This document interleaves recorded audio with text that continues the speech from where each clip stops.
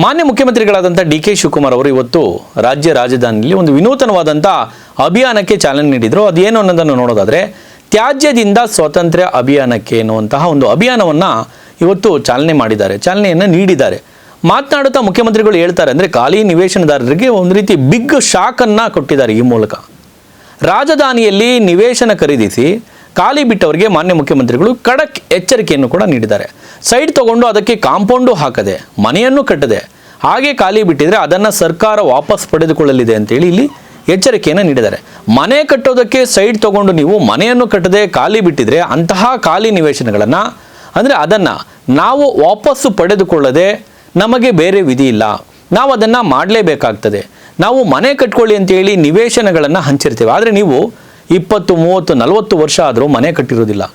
ಅಂತಹ ಸೈಟ್ಗಳನ್ನು ಯಾವ ಬೆಲೆಗೆ ಖರೀದಿಸಿರ್ತೀರೋ ಅದಕ್ಕೆ ಬಡ್ಡಿಯನ್ನು ನೀಡಿ ವಾಪಸ್ ನೀಡ್ತೇವೆ ಅಂತೇಳಿ ಮಾನ್ಯ ಮುಖ್ಯಮಂತ್ರಿಗಳು ಖಾಲಿ ನಿವೇಶನದಾರರಿಗೆ ಈ ಮೂಲಕ ಎಚ್ಚರಿಕೆಯನ್ನು ನೀಡಿದ್ದಾರೆ. ಏನು ಮಾತನಾಡಿದರೆ ಆ ವಿಡಿಯೋ ತೋರಿಸ್ತೀವಿ, ನೋಡ್ಕೊಂಬನ್ನಿ. ಖಂಡಿತ ವಿಧಿನೇ ಇಲ್ಲ, ಮಾಡಲೇಬೇಕಾಗ್ತದೆ. ನಾವು ಸೈಟ್ ಕೊಟ್ಟಿರೋದು ಮನೆ ಕಟ್ಕೊಡಿ ಅಂತ. 20 ವರ್ಷ 30 ವರ್ಷ 40 ವರ್ಷ ಆದರೂ ಕೆಲವ್ರು ಕಟ್ಟಿಲ್ಲ. ವಿಲ್ ನಾಟ್ ಹ್ಯಾವ್, ನಾವು ವಾಪಸ್ ಪಾಪ ಅವ್ರಿಗೆ ದುಡ್ಡು ಕೊಟ್ಬಿಡೋಣ.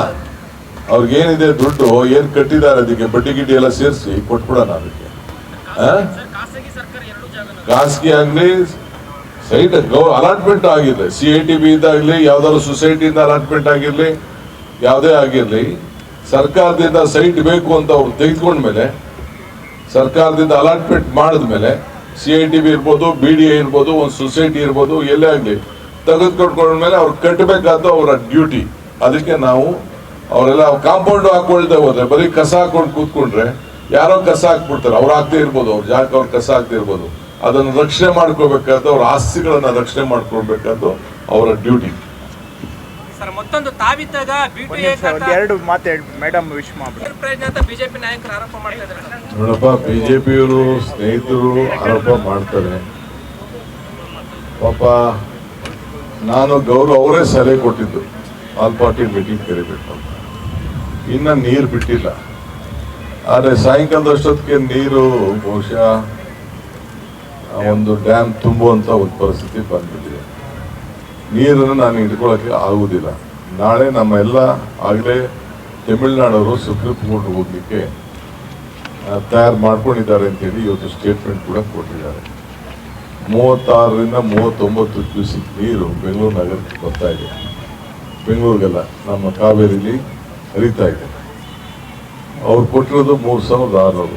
ಆದರೆ ವಿರೋಧ ಪಕ್ಷದವ್ರಿಗೆ ಚರ್ಚೆ ಮಾಡಿ, ಕಾನೂನು ತಜ್ಞರ ಚರ್ಚೆ ಮಾಡಿ ನಾಳೆ ತೀರ್ಮಾನವನ್ನು ಮಾಡ್ತಾರೆ. ನೋಡಿದ್ರಲ್ಲ, ಮಾನ್ಯ ಮುಖ್ಯಮಂತ್ರಿಗಳು ಖಡಕ್ ಎಚ್ಚರಿಕೆಯನ್ನು ನೀಡಿದ್ದಾರೆ. ಅಂದರೆ ಒಂದು ರೀತಿ ವಿನೂತನವಾದಂಥ ಅಭಿಯಾನ ಇದು. ತ್ಯಾಜ್ಯದಿಂದ ಸ್ವತಂತ್ರ ಅಭಿಯಾನ ಎನ್ನುವಂಥ ಒಂದು ಅಭಿಯಾನದ ಮೂಲಕ ಖಾಲಿ ನಿವೇಶನದಾರರಿಗೆ, ರಾಜ್ಯ ರಾಜಧಾನಿಯ ಖಾಲಿ ನಿವೇಶನದಾರರಿಗೆ ಈ ಮೂಲಕ ಎಚ್ಚರಿಕೆಯನ್ನು ನೀಡಿದ್ದಾರೆ. ಸ್ನೇಹಿತರೆ, ಈ ಒಂದು ಸುದ್ದಿಗೆ ಸಂಬಂಧಪಟ್ಟಕ್ಕೆ ನಿಮ್ಮ ಅನಿಸಿಕೆಯನ್ನು ಕಾಮೆಂಟ್ ಮಾಡಿ. ನೋಡ್ತಾರೆ ಈ ಸಂಜೆ ನ್ಯೂಸ್, ಇದು ಸಮಸ್ತ ಕನ್ನಡಿಗರ ಧ್ವನಿ.